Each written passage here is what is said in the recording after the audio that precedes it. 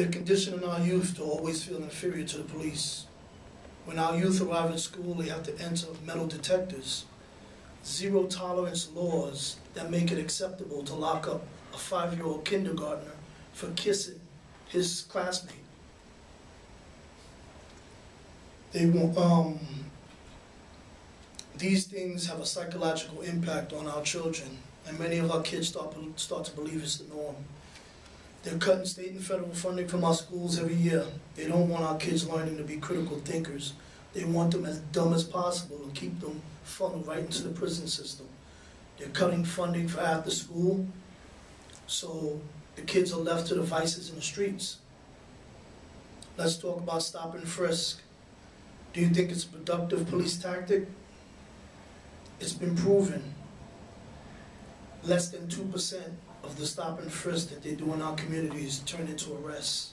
But they're still using that to create a database on our kids to figure out how to target them for later arrests.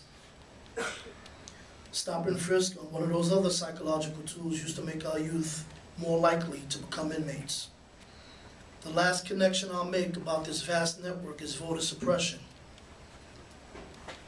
It's an infringement on our rights. Taxation without representation will become incarceration without representation. They are waging a war on our right to vote. If we can't vote, we can't get elected officials that look like us in office.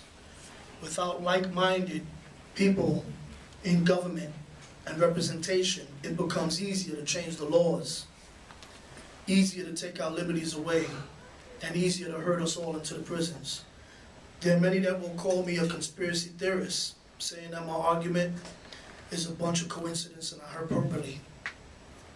If you know the history of this great country and the amount of lives that we've taken in the name of profit, then connecting the dots from the American capitalist matrix to the prison industrial complex, to the media, to the stop and frisk, to our zero tolerance laws in our schools, it's not a conspiracy, it's common sense.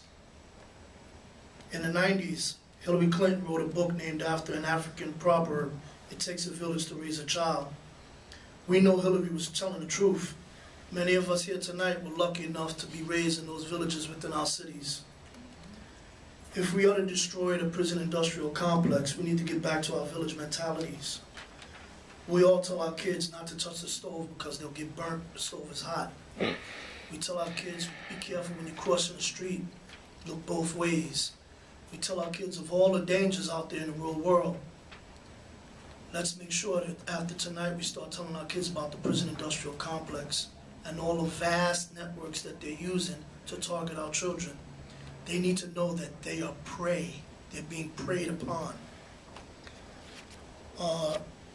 Earlier today there was a New York Times article that said in the last 30 years the numbers have changed and 30% of children under 23 years old have been locked up.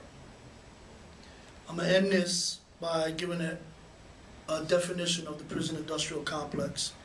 It's a term used to attribute the rapid expansion of the U.S. inmate population to the political influence of private prison companies and businesses that supply goods and services to government prison agencies. Thanks for your attention.